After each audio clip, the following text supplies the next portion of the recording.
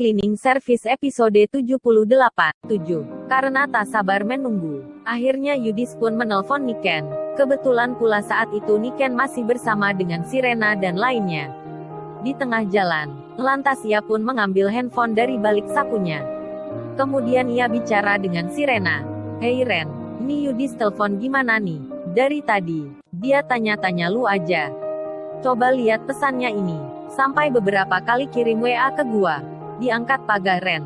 "Entar gue jawab apa nih, kalau dia tanya lagi?" Sirena pun berucap, "Terserah lu aja lah Nit, malas gue bahasnya. Atau mending gak usah dijawab deh." Niken pun bicara, "Jangan gitu dong Ren, tadi gue udah balas pesan WA-nya nih. Dia udah tahu kalau aku akan jawab pertanyaannya."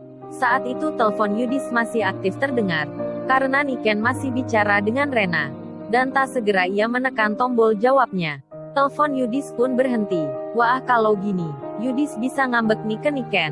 Pak Michael, yang telah tiba di kamar Kenshin, ia pun bertemu dengan Pak Henry. Lantas segera saja diberitahukan maksud kedatangannya. Sang dokter pun menjelaskan, bahwasannya Mas Kenshin bisa pulang dan menjalani rawat inap di rumah. Setelah itu, pembicaraan beralih ke Iwan. Dokter itu pun lebih lanjut bicara. "Maaf untuk Mas Iwan ini, lebih baik dirawat di sini dulu.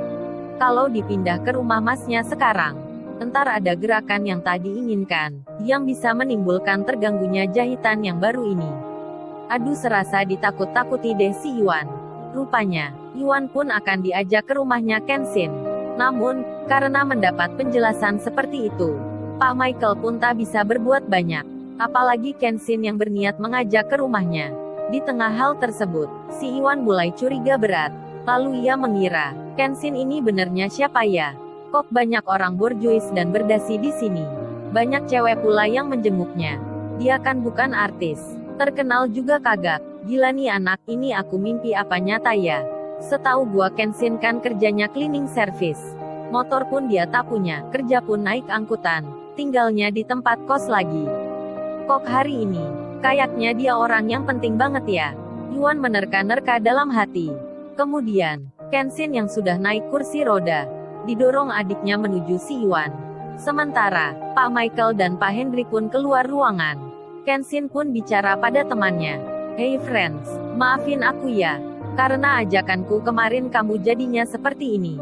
Iwan pun menyahut, "Lu ngomong apa friends? Lupakan saja itu. Ini sudah takdirnya. Gua ini kan gak masalah. Diterima saja apa adanya. Kayak lu gak kenal aku aja Ken." Lantas Kenshin pun bicara, "Kamu dengar sendiri kan Wan? Sebenarnya aku pingin ngajak kamu untuk rawat inap di rumahku. Tapi kondisimu yang gak mungkin kan?" "Udahlah friends, gak masalah itu," Iwan menjawabnya. Kemudian Kenshin melanjutkan, "Kamu jangan khawatir Wan. Di sini akan ada yang jaga kamu selalu. 24 jam sampai kamu baikan. Biaya dan segala kebutuhan kamu akan terpenuhi. Kamu tinggal minta saja. Apa perlu keluarga di desa diberi tahuan?" Iwan pun menjawab, "Jangan bro, entar emak gue kesini. Udah berumur kasihan. Saudara pun jangan dikabari juga, entar malah heboh beritanya di sana. Wes jangan deh, biar saja. Lagian ini aku sudah ngerasa baikan." Iwan mencoba menutupi sedikit rasa sakit di lengannya. Lantas Kenshin pun bicara lagi. "Yaitu Wan sama kayak kamu friends. Aku ini pulang dulu. Salah satunya aku khawatir kalau mamaku tahu. Karena kondisinya saat ini masih dalam proses pemulihan.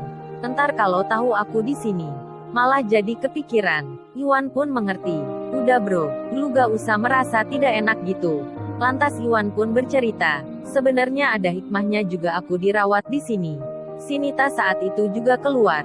Hingga Iwan pun merasa bisa lepas bicaranya. Lalu ia melanjutkan, "Kamu tahu friends, aku gak pernah lo diperhatiin cewek cantik sekelas mereka tadi. Mimpi pun gue gak pernah ngerasa. Apalagi didekati kayak gitu.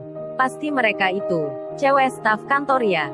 Atau wanita karir. Lah gue ini siapa? Cuman seorang OB gitu, yang biasa disuruh karyawan bikin teh. Disuruh fotokopi. Disuruh bersihin meja. Sama kayak lu kan bro. Kayak kerjaan lu di kantor, yang cleaning service." Namun, tiba-tiba, Iwan langsung teringat. Kemudian ia bertanya ke Kenshin, "Tunggu nih. Kayaknya lu menyimpan rahasia. Masak lu kerja cleaning service. Yang jenguk lu, kok kayaknya orang-orang yang penting. Kenshin pun hanya menjawab, ah itu perasaan kamu saja Wan. Biasa saja kali. Lalu, terlihat di luar, Pak Michael dan Pak Henry sedang membahas tentang nama mobil yang bertulis Century, yang mana telah menabrak Kenshin. Nampaknya mereka serius melihat masalah ini. Di lain tempat, si Matsuka cowoknya Wendy merasa percaya diri, seolah takkan terjadi apa-apa dengannya. Perbuatannya tak akan diketahui. Ia merasa aman-aman saja, karena mobil yang ia gunakan itu telah ia masukkan ke gudang, tak berpenghuni di sebelah belakang. Lain Matsuka, lain si Wendy, ia merasa was-was dan cemas. Apalagi, ia selalu memikirkan, ada orang yang tahu, jika mobil yang mereka naiki dan menabrak Kenshin itu bertuliskan Century. Persiapan pun telah selesai. Setelah berpesan dan berpamitan pada temannya itu, Kenshin akhirnya keluar kamar. Terlihat Iwan ditemani oleh 2 orang yang bertugas untuk menjaganya. Jam menginjak pukul 1 siang. Kaori inginnya balik lagi ke rumah sakit untuk menjenguk Kenshin. Namun ia teringat pesan ayahnya tadi. Lagian di sekitar Kenshin saat ini, banyak orang yang menjaganya. Rupanya Kaori belum tahu jika Kenshin sudah berada di rumahnya sendiri. Begitupun Rena, dan tentu saja, teman sekolahnya Ririn pun juga tak tahu. Hingga waktu sudah menunjuk pukul 4 sore, Ririn pun bersiap akan pulang. Seperti yang direncanakan sebelumnya, dengan tak sabar, ia bergegas menuju alamat rumah sakit itu. Lalu, bagaimana kisah selanjutnya? Subscribe channel ini untuk episode berikutnya. Terima kasih.